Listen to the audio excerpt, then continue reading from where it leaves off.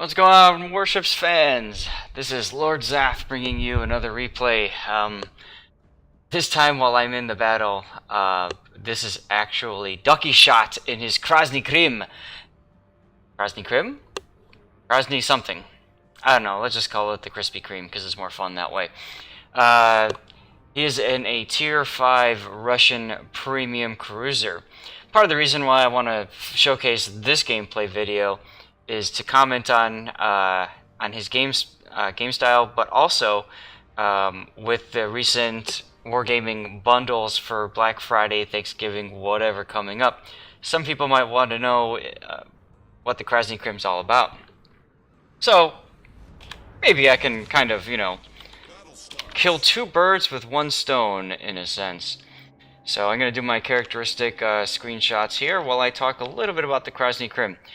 You can probably notice when you're looking at this ship that there are a lot of guns. The Krasny Krym, just like many of the other Soviet ships, and especially their premiums, are built around guns. Look, guns, guns, guns everywhere. These two, by the way, are actually secondaries. That's right, this ship has secondaries that are 100 millimeters, and then the primaries, I believe, are 120s. Now, why is that important? Because that means that these guns do benefit from advanced firing training and basic firing training and even expert marksman. So let's talk about Ducky's ship here. This is the standard premium camouflage that comes with the Krasny Krym, and he's running some flags. He's running Sierra Mike for extra speed. He's running, looks like, the 2 fire flags to increase chance of fires. Very potent on this ship. And he's running Juliet Charlie because he does not want to get blown up too much. So with that, let's talk real briefly about those choices. I would say at Tier 5, you could definitely get away with running those flags. The thing is, now it's very common to end up getting into a Tier 7 battle. And when you do, well, I mean, it's nice to have a little bit of extra oomph, right? In your ship. So let's get started here. Keep in mind that Tier 5 isn't exactly the best anymore for developing XP and that sort of thing. I mean, it's decent, but you're not going to get as much XP as you would in, say, Tier 7 or 8. So it's good that he's not investing a ton of flags here, and we don't see any XP flags, and I would agree with that decision. Let's take a look at the bottom here. We have standard damage control party. We have standard hydroacoustic search. And we have standard some weird person writing crazy stuff in chat. Of those three, my recommendation would be to be running premium damage control party for 22,500 credits, or if you really want to pay the doubloons for the doubloons, there's really no reason not to run it, especially on a premium ship, especially on a ship like the Krasny Krym, which will get focused very easily. And then hydroacoustic, you could run the premium if you want to be a destroyer hunting jerk. If that's how you want to play the ship, then hydroacoustic is for you. So premium all the way. Let's talk about the setup here. So this is a Tier 4-5 battle, which means that our division is top tier, which is kind of nice. It's one of those kind of rare games where you don't end up getting into a Tier 7 battle and saying, basically regretting your life choices. So it's looking like Ducky is running AFT on this. And you can see, normally I like to comment about helping the team and stuff and communicating, and you can kind of see in chat I do attempt to communicate, and a teammate, I'm guessing, is responding to somebody else, but either way, random battles don't ever change. So anyway, we see a Texas down here, an Orion, a Kaiser, so there's a good amount of battleships down south, and so what Ducky is doing is basically smacking a whole bunch of ships from a long distance. You can see how he's not getting close to him. I think this is very smart. He's staying at maximum range. Do you see how he's turning away a little bit from these battleships now? He's doing that because he wants to keep the distance between him and those battleships very high. It makes it really difficult to be hit if you're in a cruiser, especially using AFT to go maximum range from a distance.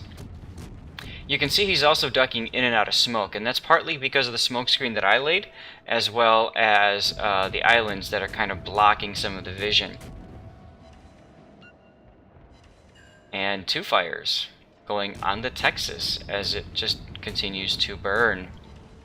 Now, most players will damage control. Yep, there it is when they hit second fire. When that happens in American battleships, that's 20 seconds of invulnerability. So what personally I would be doing right now is I'd be focusing on the Kaiser. And I would try to get the Kaiser on fire. As soon as I got the Kaiser on fire, I'd turn back to the Texas. Hey, Texas is on fire. By the way, Texas is a great ship. If you have the opportunity to pick one up and donate for the cause of saving the actual USS Texas, please consider doing so. I had the great fortune of visiting that ship just a few short weeks ago, and I loved it. I was just blown away by the ship. It was, for me, the first non-Iowa class battleship I had ever been on. I've been on 3 Iowas, and the difference, I mean, it was obvious. Texas, by the way, was of course never modernized after World War II. So, anyway, let's talk real quick about positioning. Once again, we're seeing Ducky far in the back, lobbing shells over this island, and look at what he's doing. He's barely moving. Most people would say, dude, you're an idiot. You're broadside to the battleships, you're not moving. But notice how he's not being detected.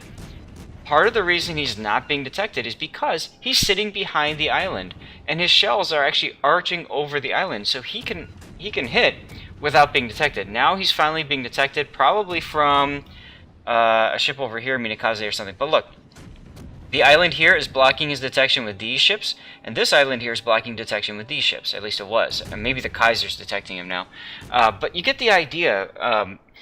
A good player can keep an eye on the situation and basically make decisions like that and recognize opportunities to sit there and fire over islands. And you're essentially firing for free, right? You're getting damage, and they can't retaliate. They can't hit back at you. And it's always fun when you watch them try to shoot back at you, because they're probably not going to hit you. And very embarrassingly, I died to the Murmansk. So I'll have a moment of silence. Okay, anyway, so we see Ducky is now turning around, very smart. He's realizing that he's in a really bad position now. There are 3 ships on that side against a Wyoming that's a little bit closer to him, and fortunately, up until this point, the Orions have been shooting at somebody else.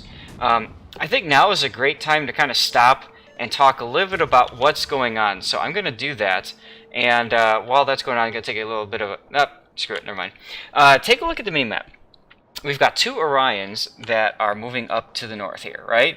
Against a Wyoming. We've got the Phoenix. For whatever reason, the Phoenix is heading back this way. Alright? 4 friendly ships up to the north. So, in theory, these 2 ships should die relatively quickly, move on to the Texas, maybe get to the Bogue. Look at the other flank. Archibeta, Koenig, and Ducky. And we have 2 destroyers over here. This is danger right here. Why is it danger? Because these 2 battleships, I mean, the Zath isn't as much of a threat to them. But the T-22 definitely is. So that's going to be something to keep an eye on and see what happens. There's also the Minakaze in the center. Now the question is, he was last seen going south. Has he rejoined the T-22? If so, his torpedoes can really put a hurt on these 2 battleships. Now, I want to point out one other thing. The Bogue is air supremacy. See, there's 2 fighters here, and he is currently chasing these torpedo bombers, and looks like he might be trying to bomb either the New York or the destroyer. As an aircraft carrier, my recommendation, if you're playing a carrier, split these 2, have 1 fighter over the Minakaze, have the other one chasing down the torpedo bombers. The Minakaze is the biggest threat right now to these 2 ships and needs to be countered, and you can counter that with your fighters. Alright, so anyways, I'm gonna try to take a couple of screenshots right now, real quick, while we just see that he's obviously shooting at the battleships, and you know, big deal, right? All right, let's go back. Orion is on fire now. Personally, at this point, I would be shooting the other Orion. Oh, look, the Phoenix came back. I'd be shooting the other Orion, and part of the reason I want to shoot the other Orion is because I want him on fire too.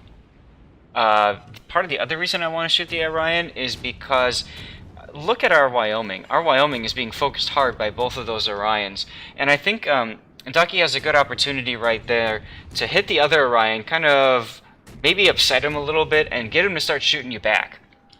There goes the Wyoming. And see, now look, both Orions just finished. They were like, "Ooh, who can I shoot now?" And they both just targeted you. And I think if you could have gotten the attention of... Good, that one's dead. If you could have gotten the attention of Bowel Movement... God, I love the name. If you could have gotten his attention earlier, right, maybe, that Wyoming would have had a little bit less of shots coming after you. Either way, one Orion down, one more coming up, and you've got a Texas that's now coming up into your range. We see the Minakazes down here. The Ducky killed the T-22 down south, which is good. Koenig is pushing really hard. The Archibald is trying to keep up, and it's going to be really interesting to see what happens. Also, I want to point out this Bogue right here. At this point, the battle is halfway through. We're down quite a bunch of ships on either side. The Bogue should know he's completely safe to move over here. And if I was the Bogue, I would be telling my carrier to move maybe behind this island, or even being more aggressive and moving him to here, seeing as the Ducky is here, the Minikaze is obviously in retreat, the Zayaslav's in retreat. Bogue's going to take forever to get in position, but that's going to help with reloading fighters and getting them back into the action, and obviously that one squadron of dive bombers. Alright, USS Pegasus is coming into range, and obviously Ducky has seen this opportunity. Look at all the guns. 15 freaking guns. It's just... It's... I don't know how else to explain it other than it's just crazy. And in a game where you're top tier, it's a lot of fun. As you can see, he's given up on the Orion for right now, and their Phoenix is doing kind of the right thing with firing AP, but he's being a little slow to change back to HE shells. So what that means is that Ducky can really just angle, and look, he just took hits and he didn't take any damage. Why? Because those AP shells just bounced harmlessly off his shell. Ducky, at this point, I might consider firing AP because he is broadside to you and on fire in two places. So your HE shells really aren't going to do much. Oh! Broadside, but it didn't do much damage. But anyway, just something to think about. I think if you would have switched to AP, you might have done more damage to him. And that might have meant he died sooner. Yeah, he survived. Okay. You probably have a shot on this Texas right now. Yes, you do. Take it. There you go. And notice A-cap is being captured right here. What that means is that there's a destroyer in here. Probably the Minakaze, because it's the only destroyer left on their team. So what that means is this Kaiser is in tremendous threat. You see the Ducky has activated hydroacoustic because he has a feeling that torpedoes might be streaming out of A. That's a somewhat smart decision. And the reason why I say it's a somewhat smart decision is because the Minakaze... firing at him with him moving away, the torpedoes have a very low chance of actually hitting him if he's not spotted when he's firing the torpedoes. Now he's just turned back around. This is the point that I would activate my torpedoes. Because now I know I'm going back into the fight, I am pushing in on a destroyer, and I know torpedoes will be coming. Why am I pointing this out? Because look, he's now wasted half of his charge of hydroacoustic search. And I think a little bit of planning ahead would have given him an extra 30 to 40 seconds of basically additional torpedo detection, which would be pretty powerful. Oh, here comes an HE cell from the Orion. HE from the Orion does a lot of damage, and what are you looking at? Oh my god! How do you keep yourself straight in that situation? Wow! Anyway, so the Orion's taking some hits. It's on fire, which is good. If you have a shot on the Texas, I'd probably be angling guns to shoot the Texas just to help the Ducky out, but it looks like the Ducky is going in deep. Let's see if we can take a look at what happens over here. That Texas is very low. Will the Ducky finish him with torpedoes? I don't know, it's hard to see. And here comes some more torpedoes. Now he only fired, the Minikaze only fired one set. Minikaze got 3 sets of torpedoes. Oh, Ducky torped him. Totally expected that. And there's the Minikaze right there. So what does that mean? That means that Ducky right now is mostly safe from the torpedoes. There they are, and the Minikaze is firing on widespread for some odd reason. Now, Ducky, you are pushing out, and I don't know if I would do this. You're slowing down. Smart. Okay, good. So what Ducky is doing now is he is actually going to beach. And sometimes people go, oh, beach, you know, blah, blah, blah. But he's doing that on purpose, because by doing that, he's reducing the number of ships that can target him. If he comes around that island, and he's coming around that corner now almost. Ouch, big hit.